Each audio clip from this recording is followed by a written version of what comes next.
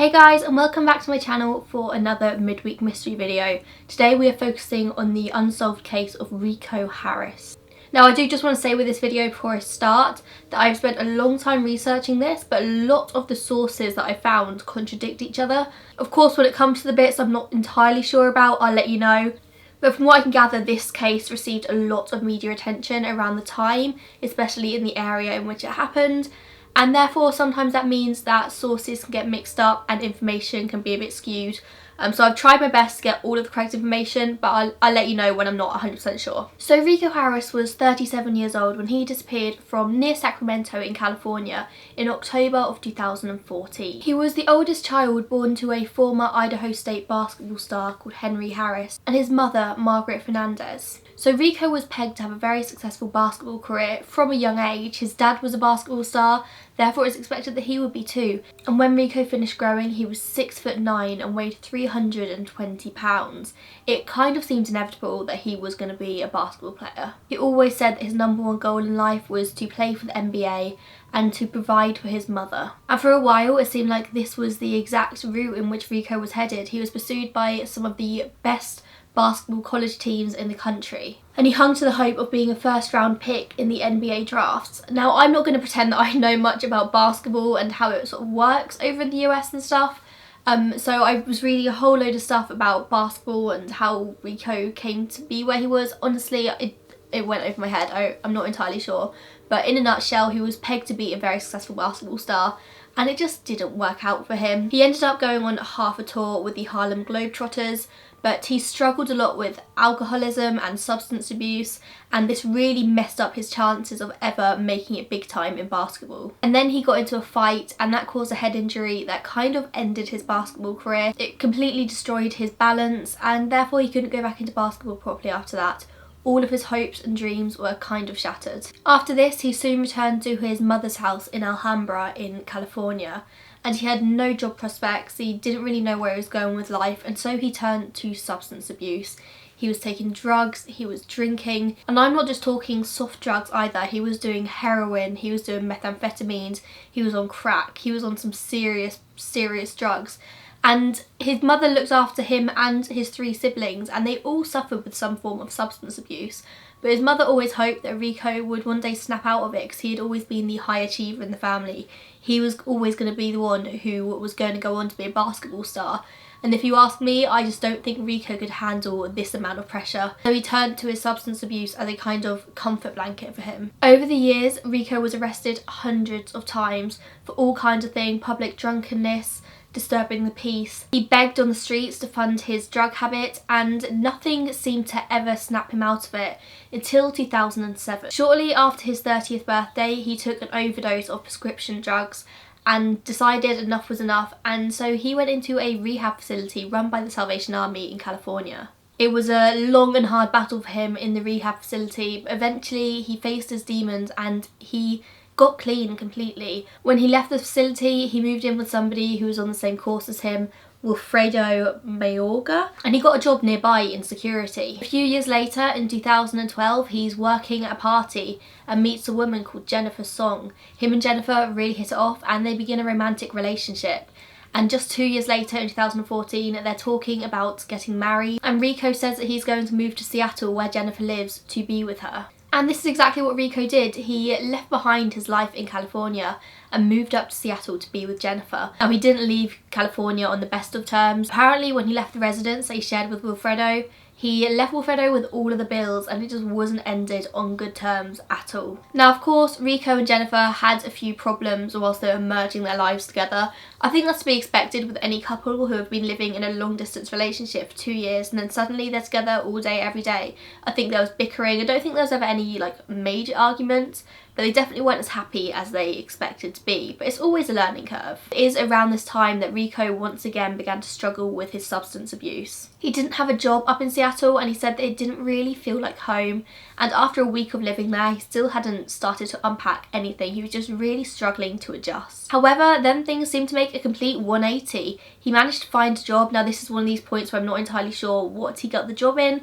Some sources said he was in timeshares, other sources said that it was in property, so I'm not entirely sure what's true there, but he managed to get himself a pretty good job. At first, it was just a temporary position, But apparently he had a interview on the 10th of October to discuss making it a permanent position. Everything turned around for him. He had a really good job and he seemed to be doing well. He was apparently quite excited about a chance to start his life afresh and be successful. On October 8th, Rico decides to return to California to visit his family. He needed to go back to his mother's house and pick up some of his things, some clothes for his new job because he didn't have enough smart clothes. And so he drove all the way down there. Now, Rico had a friend called David Lara, and on Rico's road trip down to California, he called David and they had a conversation on the phone. And David said that apparently Rico admitted that he had been struggling recently, he was turning back to his old ways and didn't want to be that way. Now, I've got an exact quote here from David, which I thought will sort of give you an overall view of Rico's life and the position he was in at this time. David said he was a man who had been broken by many things, by life's general weight, by the weight of dreams unfulfilled. I think he was a broken human being. So I think all of the years of being knocked back in basketball really took a toll on Rico. And also his upbringing wasn't great. He never had a good relationship with his father.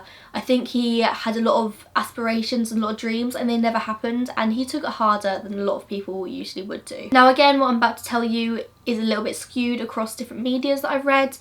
Rico arrives at his mother's house. One source I read said that he sat down for a beer with his stepdad and they had a chat, and he sort of said that he was unsure about his choice of moving to Seattle, but he wanted to start another life, he wanted to start afresh, and he was ashamed of what his life had become in California, and he just thought Seattle was the best place for him now. So one source said that had happened, but then the rest of the sources didn't say that he had spoken to his stepfather at all. Some other sources said that he went for dinner with his brother, and other sources just said that he just spoke to his mum. Apparently on this trip as well, his mum expressed some concerns about his relationship with Jennifer, but from what I could gather, Rico was just like, I want to be in Seattle with her. His mother also expressed her disappointment in his relapse and told him that he needs to get it together, and he agreed and said he's going to do that. But his mum knew that something was up because when Rico arrived at her house, he hadn't slept for more than 30 hours, and sleep deprivation can do some really horrible things to a person. So he spent the day with his family, and shortly after midnight on what would have now been October 10th, Rico started his journey back to Seattle. Now he had to get back to Seattle for October 10th. He had plans with Jennifer and he also had that job interview that I mentioned earlier. Rico did keep in contact with his mum and Jennifer throughout this journey. Again, this is where the timeline's a little bit skewed. I think I've managed to piece it together as much as I can, but don't jump down my throat if I've got things a little bit wrong. But I think this is basically the timeline of events here. So he drove north on Interstate 5. Records show that he stopped in a town called Lodi for gas and then continued up on his journey. At apparently 8 AM, Jennifer calls him. He says he's eating and he's stopping for gas. Apparently he sounds absolutely exhausted. And then again at 10ish, apparently Jennifer gets a text from him saying, I'm doing well and I love you. So he is keeping in contact. Then at 10:45, apparently Rico calls Jennifer and leaves her a message she doesn't answer, saying that he's going up the mountains to rest. At this point, he hadn't slept for 40 hours. He must have been absolutely exhausted. At 11:15 AM, his phone was turned off and he's never been heard of again. At around 7 PM, Rico still hasn't returned home and Jennifer starts really worrying. And so she calls his mother and the two of them agree not to report him missing just yet. They're going to wait it out. They didn't actually report Rico missing until days later on October 14th. And when they were questioned about why it took them so long to report him missing, they basically said that Rico had been known to disappear before and it wasn't out of the ordinary. However, the only day that he'd ever actually disappeared before was one day in San Diego, and then he was only gone for a few hours. So even if they thought we'll wait overnight, waiting till October 14th just seems like a long time to wait, but I suppose they know Rico better than anybody else does, and maybe that's what they thought was best. The day before Rico was reported missing, so October 13th, a Yolo County sheriff was out doing his rounds and noticed a car had been abandoned in a parking lot. And he didn't really do much about it at the time, he just sort of noticed it was there. However, the next day he sees the car still there, so goes up to it on October 14th and sees that the entire inside of the car had been like sort of thrown around, it's in disarray. So he calls up the office and runs the number plates and finds that the car belonged to Rico Harris, who has recently been reported missing. Now this car was found on California State Route 16 near a place called Cache Creek. so it was still in California. The police come to start their investigation and they find that the car's battery is dead. It's out of gas, which is strange because Rico had actually told Jennifer that he was stopping for gas earlier that morning, and the insides were completely ransacked. Authorities began to scour the area. Now let's bear in mind here that Rico weighed 320 pounds, he was 6'9". This was not a guy who was easy to miss. Searched on foot, by car, by motorbike. They had dogs, they had helicopters, they had planes with heat-seeking devices on them to try and find Rico in the wilderness. Now I'm not actually entirely sure how wildernessy this area is, but from what I can gather they were sort of searching in mountains and in woodlands and stuff, so there's quite a few places that Rico could have gone into nature and gone missing. The authorities thought they would find him easily, maybe figuring he'd got lost and wandered off, and they would easily find this 6'9" guy, and when they didn't, they were so shocked. Soon after, a family were wandering around the area going for a walk, and they found a cell phone about a mile south of where Rico's car was found, and this cell phone of course belonged to Rico Harris. Just next to the cell phone, sort of leaning against a guardrail, was a black backpack, and inside this backpack there were jumper cables, a few items of clothing, and 2 bottles filled with what seemed to be alcohol and energy drinks. Police looked for the owner of this backpack and soon came to the conclusion that the backpack had to have belonged to Rico because the cell phone belonged to Rico and they were right next to each other.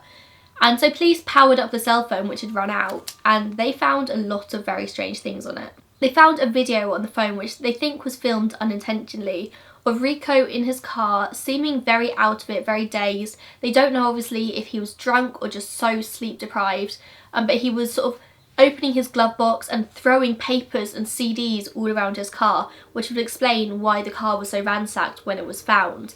He also threw his wallet onto the back seat, and his wallet had pretty much everything in it. The only things that were missing from his wallet were 1 credit card, which hasn't been used since the day he went missing, and his driving license. Also on the phone were a load of selfies that Rico had recently taken. He'd stopped by the Yolo County sort of town sign to take a selfie. It was quite a playful, happy selfie. He was taking photos of the creek. It just seemed like a guy who was having fun on a road trip, taking photos to show his loved ones when he got home. He seemed quite happy in them, which is obviously a massive contrast to how he was acting in the unintentional video when he was throwing everything around his car. In an effort for information, police sent out a message on a reverse 911 system, and I'd never heard of this before this case.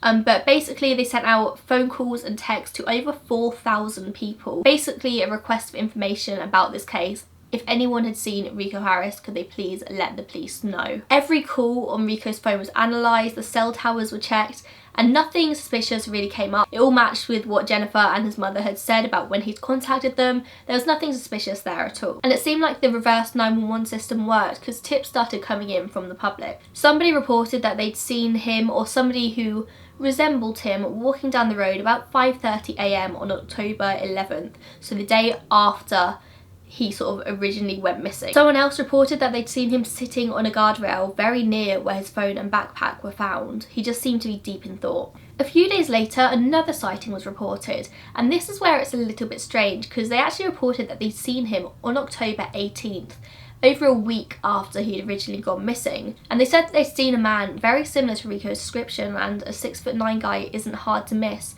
just wandering through the parking lot where his car was originally found. And of course his car wasn't there anymore, so maybe Rico had gone back looking for his car. But this has been 8 days. Where had he been for these 8 days? The next day, a trail of fresh footprints were found, sort of leading down to the creek by the car park.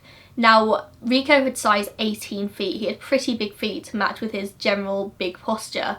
And these prints didn't match up with any animal, and they matched up with the kind of trainers that Rico would have been wearing the day that he went missing. But these were fresh. They weren't there before.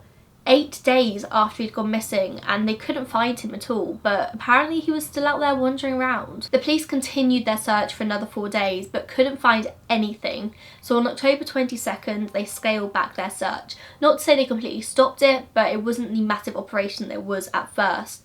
In mid-November, divers went into the creek to see if they could find sort of any clues at Rico's body, and they couldn't find anything in there either. Every lead, every sighting of Rico led to a dead end. There was no evidence and no explanation as to where he had gone. So now let's discuss some theories. I'm going to throw it out there straight away that police do not believe that there was any foul play involved. Any original thoughts of foul play were kind of discarded when they found the video of Rico destroying the interior of his own car. I think originally they assumed that he had been taken and somebody else had done it, but the video proved that Rico had done it himself. Foul play obviously can't be completely ruled out, like there's always a chance, but with a guy as big as Rico, it's going to be difficult for someone to overpower him. But he was sleep deprived, he had substance abuse issues, he was an alcoholic.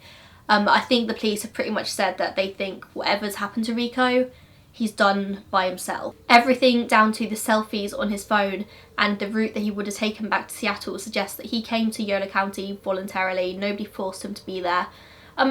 It could be that somebody else hurt him, but there's nothing at all to suggest that. I think the police's main theory is that it was self-sabotage.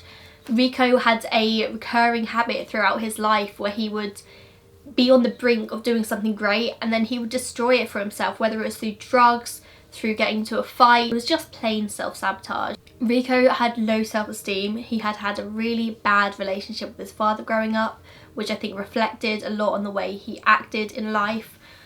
He had just an inability to handle any kind of pressure, so he would shut down. And I think that's something that's probably relatable to a lot of people. I know when I'm in an awkward situation or I'm scared of something, I will just hide away. And I know it's not the same as what Rico faced, obviously, but I think it's just quite a general human nature to retreat when something is difficult or awkward or you're just scared. And Rico's life was suddenly looking on the up. He had a good job that he was about to be made permanent for. He'd moved in with his long-term girlfriend. They were talking about marriage, they were talking about kids, and he just freaked out, I think.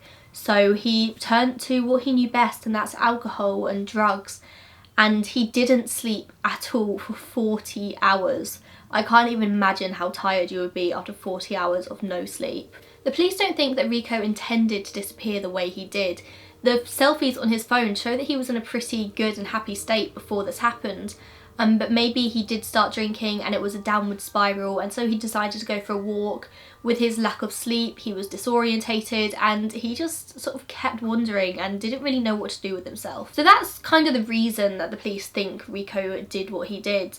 But where did he go?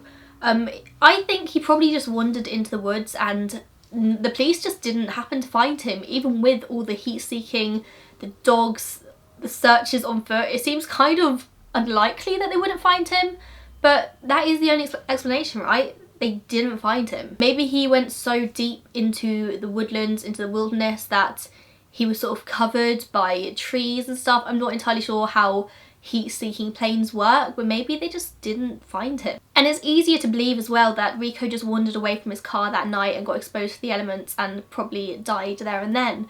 But that doesn't explain the sightings of him seen on the next day, October 11th, and it definitely doesn't explain the sighting seen of him on October 18th. Of course, it's also a possibility that these sightings are incorrect, but the fresh footprints found by the creek on October 18th make it hard for me to believe that this wasn't an actual sighting. There's also a possibility that he decided to hitchhike somewhere, just flagged down a car at the side of the road and just disappeared. Maybe he thought it was easier for his mum, for Jennifer, and for himself just to remove himself from the situation completely. It's definitely a possibility, but again, I do find it hard to believe that a 6'9", 320-pound guy wouldn't have been spotted. It's like somebody would have come forward, I'm sure. There's also the possibility that he committed suicide.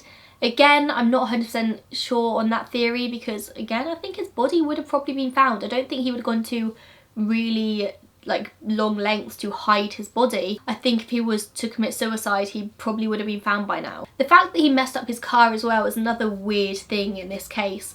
Did he do it on purpose? Did he want it to seem like there was foul play because he intended to disappear?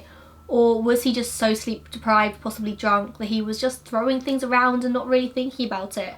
And the fact that it was accidentally caught on video was just a coincidence. But I do think the fact that it was caught on video is such a coincidence. Like, if the police hadn't found that on his phone, and it was quite obviously accidentally recorded, I think the way this case went would have been completely different because they probably would have thought that foul play was definitely involved. It makes me think about all the other cases, which maybe if one thing was caught on video by accident, the entire police investigation would have changed. It's insane that this one little fact can change the entire course of an investigation.